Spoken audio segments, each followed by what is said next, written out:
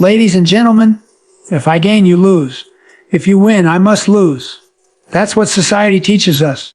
But what if I told you the most powerful path forward, whether in your relationships, career, or personal growth, is not competition, it's cooperation. It's not me or you, it's me and you. That's what Think Win-Win is all about. So go to look at every interaction and ask, how do we both win? Because that's not just good business. That's legacy. That's leadership. That's Think Win-Win. Imagine you're standing at the edge of a competition, facing someone you respect, admire, or maybe even envy. And the rules you've always believed, the ones society has drilled into your head, tell you that if you want to succeed, the other person has to lose. You've been taught that winning is about domination, about taking the bigger slice, about proving you're better, faster, smarter, more deserving. But here's the truth that changes everything. Life isn't a zero-sum game. Success doesn't come from someone else's defeat. It comes when we realize that there's enough to go around, that we don't have to fight over the same pie, because we can grow the pie together. That mindset shift from competition to cooperation is what Think Win-Win is all about. And it's not soft. It's not weak. It's the most powerful, mature, effective approach to relationships, leadership, and life. Win isn't about being nice. It's about being courageous. It's about standing firm in your own value while honoring the value of others.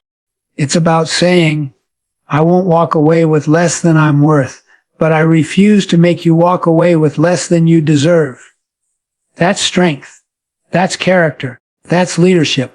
Most of us are raised to believe that resources are limited. One trophy, one job, one promotion.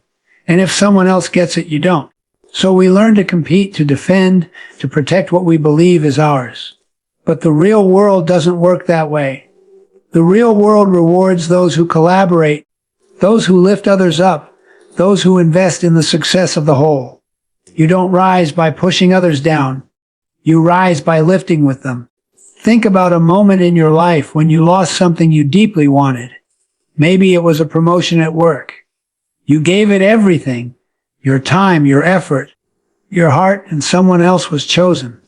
That pain, that voice inside that whispered, they took what was mine.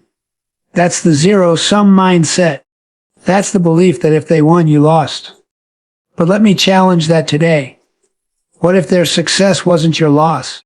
What if their win didn't close the door, but opened a new one? What if, instead of bitterness, you could respond with curiosity and growth? I once worked with a company where two project teams were given the same goal, to innovate a product line. But instead of collaborating, they hoarded ideas. One team blocked access to crucial data. The other refused to share results. The project stalled. The company suffered. Until leadership stepped in and said, they tied both teams' success to the same metrics. Suddenly, sharing became valuable. Within 60 days, they created something neither team could have done alone. Faster, better, more profitable. And every person involved walked away winning. That's the power of Think Win in action. It doesn't mean you don't have goals. It doesn't mean you don't care about results. It means you seek results that serve everyone, not just yourself. It means you start to ask, in every negotiation, in every meeting, in every disagreement, how can we both walk away better? Not equal in outcome, but equal in respect, equal in dignity, equal in opportunity. Let me be clear. Win doesn't always mean compromise. It's not settling. It's not 50-50. Sometimes compromise means both people lose a little to get a little. But win, that means both people walk away with what matters most to them. That takes creativity. That takes listening. That takes a commitment to seeing the other person not as an opponent, but as a partner. You can start right now. In your next conversation, don't just push for your perspective. Ask what the other person needs, what they value, what success looks like for them. Because once you understand their win, you can craft solutions that honor both sides. And once you make a habit of doing that, people will follow you. They'll trust you. They'll want to work with you, support you, and build with you. There's more than enough success in this world for all of us. But only if we stop fighting over crumbs and start baking bigger pies together. You don't have to win alone. You don't have to fight for your place at the table. You can build the table. Invite others to sit beside you. And in doing so, you create something more powerful than a single victory. You create a movement where everyone rises. That's the heart of Think Win-Win. That's how real leaders lead. And that's how lasting success is built. Scarcity is one of the greatest lies we've ever been taught. It whispers that there's not enough. Not enough money. Not enough opportunity. Not enough love. Not enough attention. And worst of all, it tells us that if someone else has something, it means there's less for us. That if they win, we must lose. It's the voice behind jealousy, fear, selfishness, and comparison. But here's what the most effective, fulfilled, high-impact people know: abundance is real. There is more than enough to go around. If you believe it, if you live it, and if you lead with it. You see, scarcity makes you close your fists. It tells you to protect what you have. Guard it, defend it. But abundance opens your hands. It says share, give, trust, collaborate. Because what you put out into the world comes back to you multiplied. Scarcity builds walls. Abundance builds bridges. And when you learn to live in abundance, everything changes: your relationships, your work, your leadership, your peace of mind. I want you to think back to a time in your life when someone else's success triggered something ugly inside you. Maybe a coworker got the promotion. A friend bought a new house. A competitor gained more followers, more clients, more attention. And instead of feeling happy for them, you felt small, inadequate, threatened. Maybe you smiled on the outside, but inside you questioned your worth. That's scarcity. That's the belief that someone else's success diminishes your own. And that belief will poison your potential if you don't root it out. I once knew two entrepreneurs who started coffee shops on the same street, just a few doors apart. One of them immediately went into defense mode. Lowered prices, spread rumors, tried to lure customers away. He saw the other cafe as a threat, something to eliminate. The other cafe owner, she walked across the street and introduced herself. They talked, shared stories. She suggested they work together, create a neighborhood loyalty card that rewarded customers for visiting both places. They shared supplier contacts, ran joint events, and even supported each other's social media. Guess what happened? Both businesses thrived. Profits doubled in less than a year. Because she didn't operate from fear. She operated from abundance. That's the game changer. That's what happens when you believe there's enough room at the top for more than one person. You stop climbing over others and start lifting them. You stop comparing and start celebrating.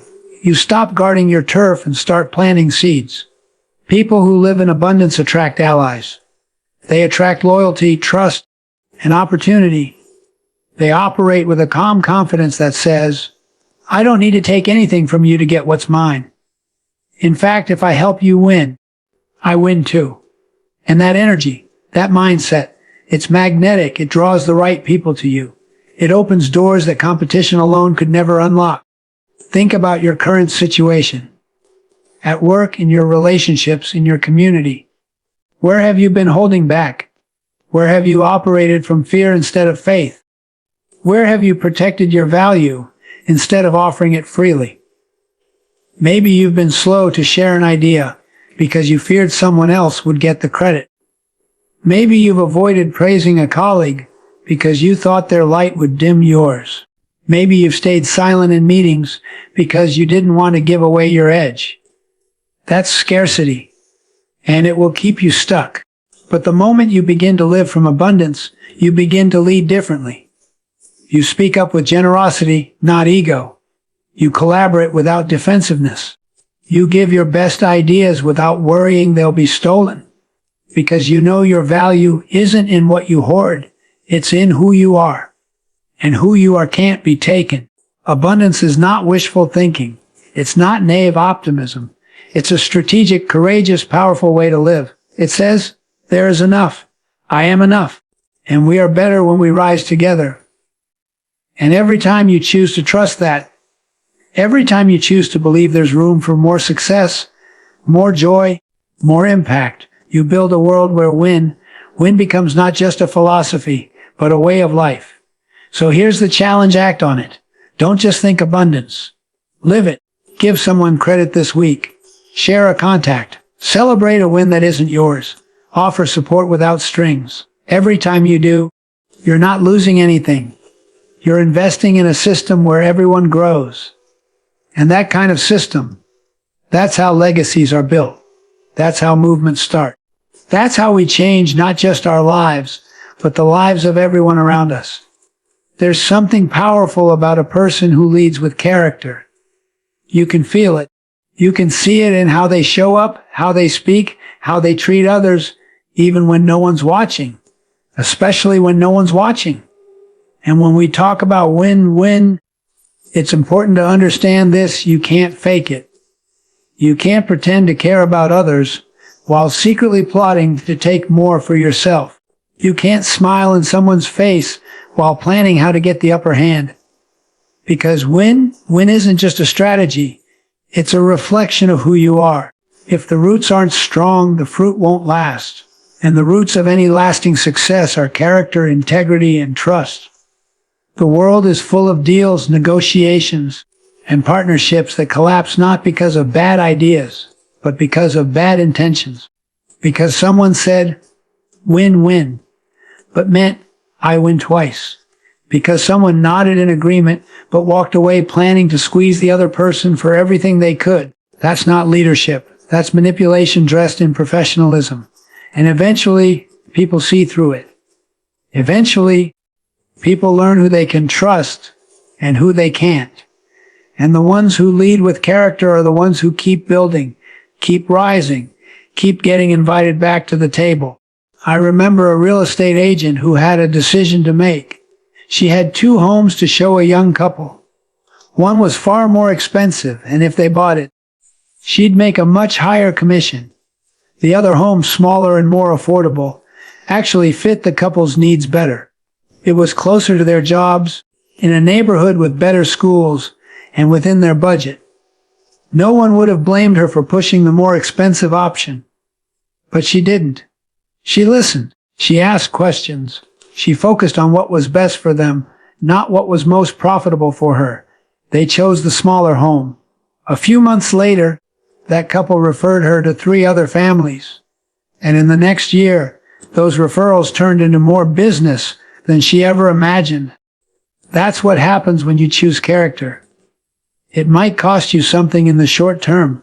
It might mean walking away from a deal. It might mean telling the truth when it would be easier to bend it. But over time, your reputation becomes a magnet. People want to work with you, partner with you, trust you, because they know you're not in it just for yourself. They know your word means something. They know you're not playing games. Win only works if it's coming from a place of authenticity. It only works if it's real. That means checking your own heart. That means being honest with yourself about your motives. Are you trying to control the outcome, or are you trying to create mutual benefit? Are you willing to stand in someone else's shoes and see the world through their eyes? Are you willing to lose something small in order to gain something greater? Trust, respect a long-term relationship. Character doesn't mean you let people walk all over you. It doesn't mean you always say yes or avoid conflict.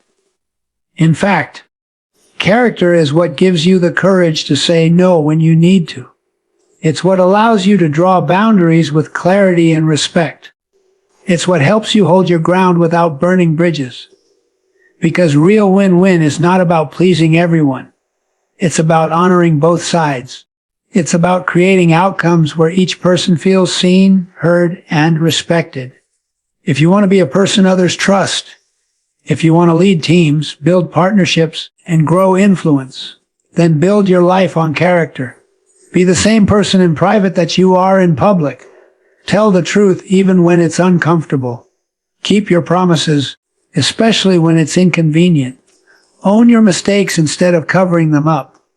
Apologize when you're wrong. These aren't weaknesses. These are superpowers in a world full of surface-level charm and short-term thinking. The people who rise highest are not always the loudest. They're the ones with depth. The ones who don't need to manipulate because they trust that who they are is enough. The ones who understand that lasting success is built on a foundation of integrity. So ask yourself, where in your life are you tempted to fake it? Where are you saying the right words but hiding the wrong motives? What would it look like to lead with character, even when it's hard? Choose honesty. Choose transparency. Choose to be the person who does the right thing, not for applause, but because it's who you are. That's how you build win-win. That's how you become someone others can count on. And in the end, that's how you win in a way that really matters. There's a principle in human relationships that most people overlook, and yet it's as real as gravity. It's called the emotional bank account. Just like a financial account, you make deposits and withdrawals. But this account isn't about money, it's about trust. Every time you show kindness, keep a promise, listen deeply, or express appreciation, you make a deposit. Every time you betray a commitment, act selfishly, interrupt, dismiss someone's feelings, or act in a way that says, "You don't matter," you make a withdrawal. And here's the critical truth. You can't expect a major withdrawal from an account you've never invested in. Relationships thrive or die on this principle.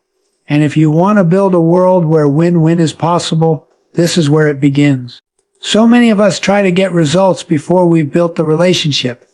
We try to push people, demand effort, ask for favors, seek loyalty, all before we've earned trust.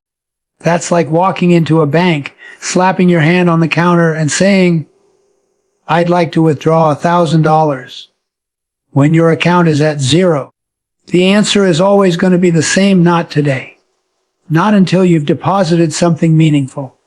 And in human terms, those deposits are often small, subtle, consistent acts that say, "I see you. I value you. You matter." I knew a manager once who was frustrated with his team. They weren't engaged. They weren't going the extra mile. They didn't seem to care about the company's success. So he pushed harder, gave more feedback, set tighter deadlines. But nothing changed. One day, someone pulled him aside and asked, "When was the last time you asked them how they're doing?" Really asked. Not about the work, but about their lives, their families, their hopes. That question hit him. The next week, he took a different approach. He sat with team members one-on-one. He listened, not to critique, but to understand. He started noticing birthdays, celebrating small wins, saying thank you. And within months, the team transformed. Not because he pushed harder, but because he connected deeper. He made deposits. The same principle applies in families, friendships, partnerships. You can't demand connection. You have to nurture it. You can't demand respect. You have to earn it through your behavior. Think about the people closest to you. When was the last time you made a deposit into their emotional account? Not because you needed something, but just because you care. A note, a compliment, a moment of undivided attention. These things don't cost money, but they're priceless. They build something no paycheck, no title, no performance bonus ever could. They build trust. And trust is the soil where win-win can grow. Because when people trust you, they're willing to listen. They're willing to compromise. They're willing to find solutions that benefit both sides. But without trust, every conversation feels like a battle. Every request feels like a demand. Every negotiation feels like a war. That's why results are always downstream from relationships. You build the relationship, and the results will follow. Here's the mistake people often make. They assume deposits are about being nice, about saying yes all the time. But real deposits go deeper. Sometimes a deposit is telling someone a hard truth in a loving way. Sometimes it's holding them accountable when they've fallen short. Sometimes it's giving them the dignity of honesty when it would be easier to avoid the conversation. People feel that. They sense the difference between criticism that comes from control and feedback that comes from care. There's nothing manipulative about building emotional bank accounts. You're not being kind just to get what you want. You're creating a foundation where trust can thrive, and in that space, everyone can win. Because when people feel safe, they stop guarding. When they feel valued, they open up. When they know you care, they care back. It's not magic, it's human nature. So take a look around your life. Where are you making deposits? Where are you only making withdrawals? Where are you asking for results from people you haven't built a relationship with? And most importantly, where can you start today to change that? Say thank you. Ask someone about their day and listen to the answer. Give credit, offer encouragement, make eye contact, follow through. It doesn't take grand gestures, it takes consistency. Over time, those deposits build trust, and trust becomes influence. Influence leads to collaboration. Collaboration leads to win-win. And win-win leads to lasting success for you, for them, for everyone involved. That's not just good leadership. That's the kind of person people never forget. There's a reason most people don't feel truly heard. It's not because others aren't listening. It's because most of the time, people aren't really trying to understand. They're waiting for their turn to talk. They're formulating their rebuttal while you're still mid-sentence. They're nodding politely while thinking about their own point, their own angle, their own agenda. And that's not listening. That's reloading. That's preparing to fire back. And that kind of communication doesn't build connection. It builds walls. If you want to create real win-win outcomes, if you want to lead people, love people, or influence anyone, you must learn to listen not just with your ears, but with your heart. You must listen to understand. Listening to understand means that your goal isn't to respond, it's to absorb. It's to step inside the other person's world, see through their eyes, feel what they feel, and honor their perspective even if it's different from yours. It's not about agreeing with them. It's about valuing them. It's about saying, you matter enough for me to set aside my need to be right. And instead, I'm going to try and get you. That's the kind of listening that transforms relationships. We've all been in conversations where we feel like the other person isn't really there. They're checking their phone, glancing at the clock, giving generic responses like, yeah, oh, ha, or I hear you, while their eyes tell another story. And what does that make you feel? Dismissed, invisible, unimportant. It hurts. And whether it happens at home, at work, or with friends, that kind of shallow listening is a withdrawal from the emotional bank account. It breaks trust. It shuts down vulnerability.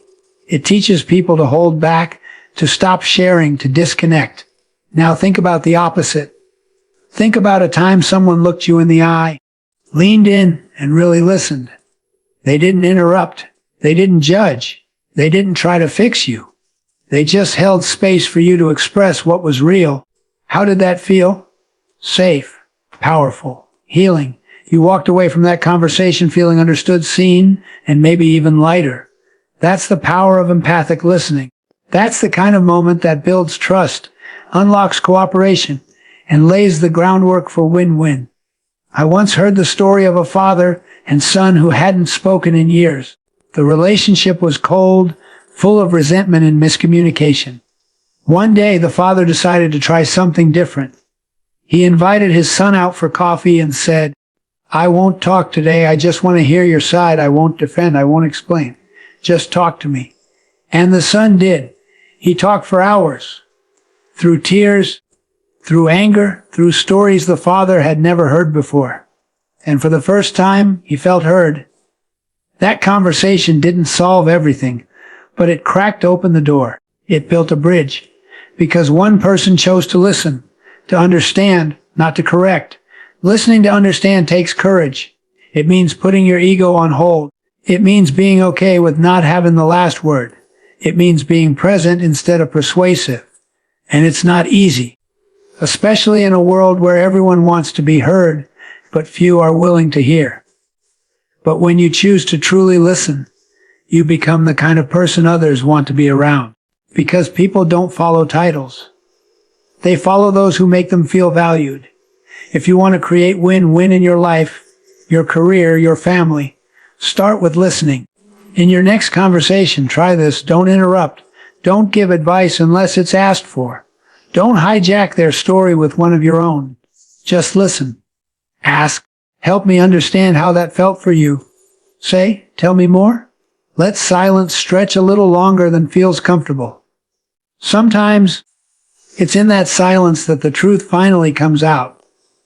The more you practice this kind of listening, the more you'll notice something incredible. People will start opening up. Conflicts will de-escalate. Creativity will spark. New ideas will surface. And win-win solutions that once felt impossible will start to emerge. Because people will feel safe enough to be honest.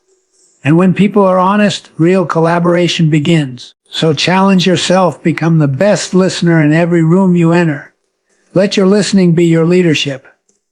Let your presence say, you matter. Because when people feel heard, they become open. When they're open, they trust. And when they trust, anything is possible. That's how listening creates space for everyone to win. That's how you turn connection into cooperation, and cooperation into something extraordinary. Collaboration sounds like a nice idea. It's a word we throw around in meetings and mission statements, a term that looks good on paper and feels good to say.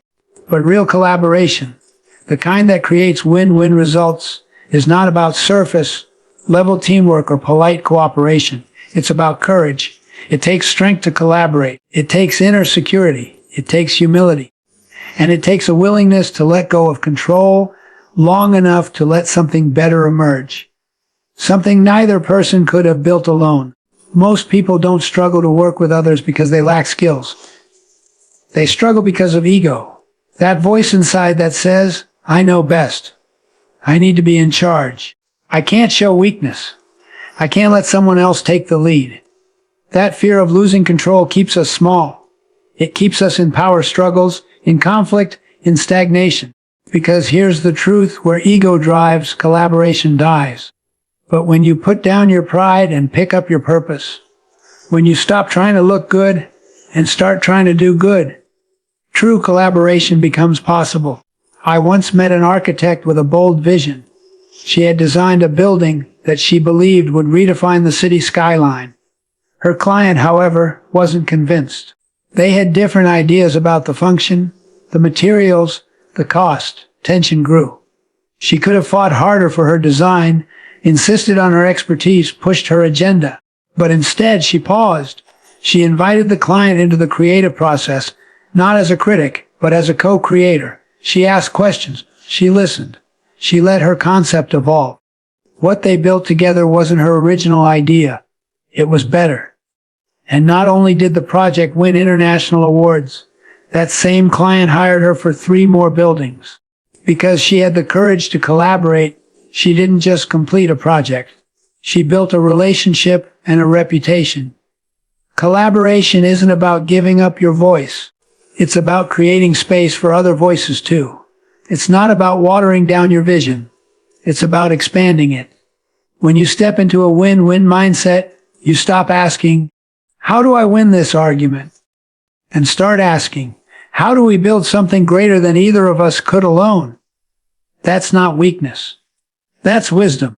But let's be honest, it's not always easy. Sometimes you'll work with people who challenge you, frustrate you, even intimidate you. You'll disagree. You'll see the world differently. And in those moments, your instinct might be to pull back, to shut down, to protect your ground.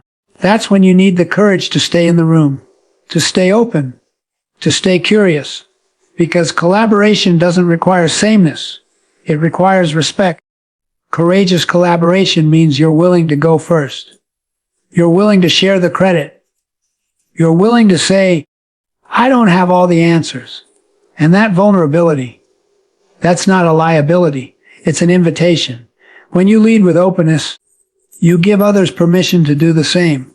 You create a culture where ideas flow, creativity flourishes, and people bring their full selves to the table. Win outcomes don't emerge from power plays. They emerge from conversations where people feel heard, valued, and empowered. And the more you collaborate from a place of strength and respect, the more you multiply the potential of every person in the room. That's not just good for business, it's good for the human spirit. Because people don't want to be controlled, they want to contribute. So ask yourself, where in your life are you clinging to control? Where are you avoiding collaboration out of fear? Where are you resisting input, refusing feedback, or closing doors that could lead to something extraordinary? Start small. In your next project, ask for input earlier. In your next disagreement, try listening first. In your next meeting, invite someone quieter to share. Choose collaboration over control. Choose connection over competition. Choose courage over comfort. And when you do, you'll start to see something amazing happen. You'll see others light up with ideas. You'll find solutions that never would have occurred to you alone. You'll build partnerships that last. Because when you create space for everyone to contribute, everyone grows. Everyone wins. This is what it means to think win-win, not just to get what you want, but to help create something where everyone walks away stronger. It's not just a mindset, it's a muscle. One that's strengthened every time you choose to collaborate with courage, clarity, and humility. That's how we stop competing with each other and start creating with each other. And that's how we rise together. Win-win is not a one-time event. It's not something you turn on when it's convenient and switch off when it gets hard. It's not a tactic you use to get through a negotiation or a strategy to appear agreeable. Win-win is a way of thinking, a way of living, a way of being. And like any meaningful mindset, it only becomes powerful when it becomes a habit. What you repeat, you become. The person you are consistently is the person the world will come to know, trust, and follow. And if you want to be someone who creates win in your relationships, your work, your family, and your community, it starts with making it a daily, conscious practice. Habits are not built in grand moments. They're built in small decisions, repeated again and again. That means win begins not in boardrooms, but in your everyday interactions. When your child makes a mistake, and your first instinct is to punish, do you stop and ask what they're learning? When your colleague disagrees with you in a meeting, do you shut down or lean in and explore where their point of view might add value? When a friend is late or forgets something important, do you react with irritation or respond with grace and a willingness to understand? These are the moments where win is either strengthened or ignored. These are the moments where your character is shaped. I met a leader once who had a remarkable team culture. People loved working for him. They stayed longer, gave more, grew faster. I asked him his secret. He said, "Every morning before I walk into this office, I remind myself, my job is to make sure everyone who interacts with me leaves feeling seen, respected, and better off than before. That's it." No gimmicks. No complicated systems. Just an intentional commitment repeated every day until it became who he was. And the results spoke for themselves. That's how powerful win becomes when it's not a strategy but a standard. When you make win a habit, you start seeing the world differently. You begin to notice opportunities to build bridges where others see only barriers. You listen longer. You respond with thought instead of reacting with emotion. You seek to understand before being understood. And over time, those small shifts compound into something extraordinary. You become a person of influence, someone others trust, someone people want to build with. That's not accidental. That's a result of practiced, intentional effort. And it's not about perfection. You're going to miss it sometimes. You'll slip into defensive. You'll want to win the argument instead of the relationship. You'll feel the urge to prove you're right. That's human. But the win mindset doesn't require you to be perfect. It requires you to be aware, to notice when you're falling into old patterns, to pause, to recalibrate, and to come back to your values. Every time you do, you're reinforcing the habit. You're rewiring your default. You're becoming the kind of person who naturally seeks mutual benefit, even under pressure. One organization I worked with implemented a daily 5-minute huddle. Every team member would share one example from the previous day where they practiced win. Whether it was a tough client conversation, a moment of conflict resolved with empathy, or a decision made for the good of the group, not just the individual. At first, it felt forced. But after a few weeks, something shifted. People started looking for win moments throughout their day because they knew they'd be sharing one tomorrow. It became part of the culture. Turnover dropped, satisfaction rose. Clients noticed the difference. Why? Because habits shape culture. And when enough people practice win consistently, it creates a community where everyone thrives. So the challenge is simple but not easy. Make win your default. Build it into your meetings. Use it as your guiding question in conflicts. Teach it to your children. Model it for your team. Ask yourself daily, how can I show up today in a way that allows others to win without me losing who I am? That one question will change how you lead, how you love, and how you live. Because in the end, we don't become who we want to be through wishful thinking. We become who we are through repetition, through consistency, through the choices we make every single day. So choose to be someone who lifts others, who listens, who creates, who collaborates. Let win become not just something you believe in, but something you embody, something that defines you. Because when you make win a habit, you don't just succeed, you help everyone around you succeed too. And that's the kind of legacy that lasts.